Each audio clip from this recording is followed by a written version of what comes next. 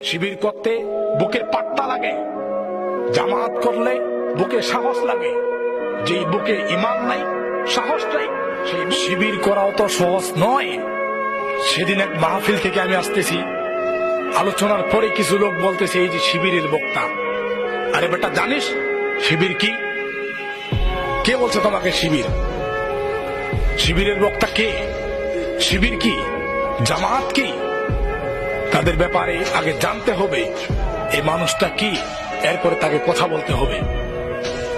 হযরত আবু হানিফা শিবির ছিলেন না, জামাত ছিলেন না, আওয়ামী লীগ ছিলেন না, বিএনপি ছিলেন না, জাতীয় পার্টি ছিলেন না।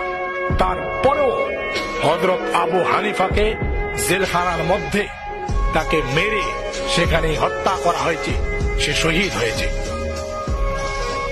আজকে জামাত, শিবির, আওয়ামী লীগ, বিএনপি এর নতুন প্রতিষ্ঠা হয়েছে, প্রথমকার জামানায় ছিল না।